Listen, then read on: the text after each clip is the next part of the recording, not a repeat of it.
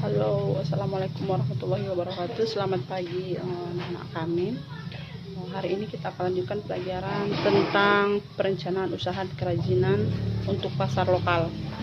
Jadi silakan anak-anak lihat buku halaman 8 ya. Seperti ini. Semua udah punya kan?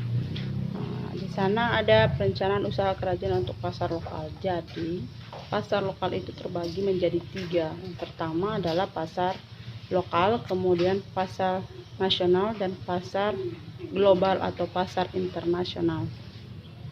Kemudian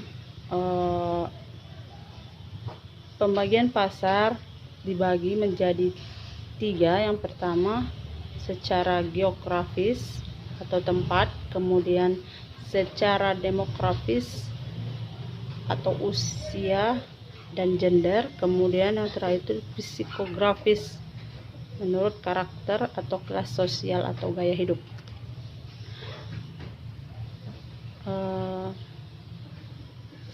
Kemudian kita lanjutkan lagi. Pada prinsipnya pasar terjadi karena adanya permintaan dari pembeli dan penawaran dari penjual.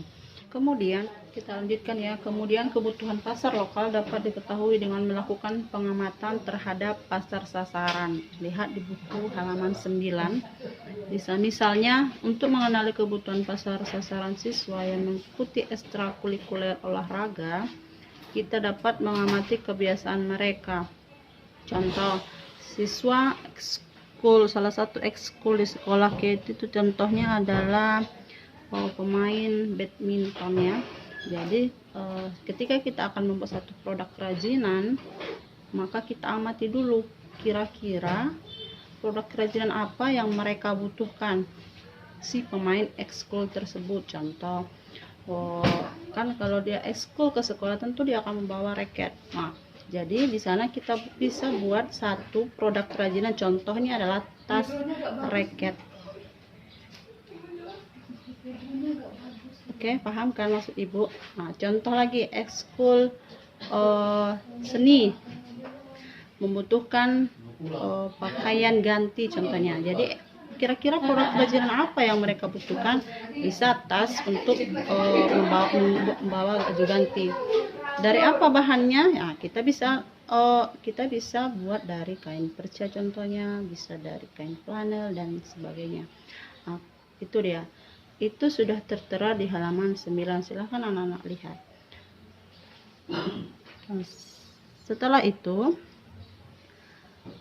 ide pengembangan produk kerajinan untuk pasar lokal juga dapat diperoleh dengan mengenali kebiasaan di daerah setempat.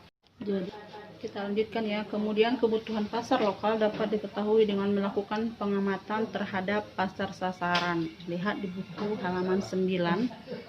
Misalnya untuk mengenali kebutuhan pasar sasaran siswa yang mengikuti ekstrakurikuler olahraga, kita dapat mengamati kebiasaan mereka. Contoh, siswa ekskul, salah satu ekskul di sekolah kita itu contohnya adalah pemain badminton ya.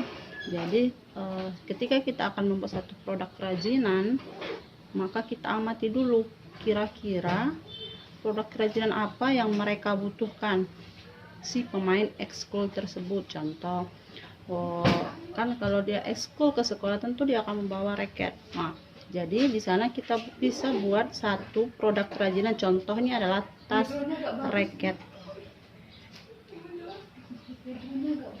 Oke, paham kan maksud ibu? Nah, contoh lagi ekskul seni membutuhkan pakaian ganti contohnya. Jadi kira-kira produk kerajinan apa yang mereka butuhkan? Bisa tas untuk membawa baju ganti.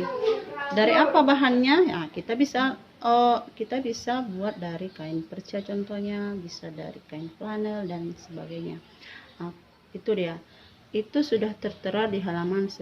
Silahkan anak-anak lihat. Setelah itu, ide pengembangan produk kerajinan untuk pasar lokal juga dapat diperoleh dengan mengenali kebiasaan di daerah setempat. Jadi silahkan Anda buat di kertas, contohnya seperti ini, identifikasi alat kebutuhan produk atau ide, kemudian pasar sasaran ada di halaman 9 ya.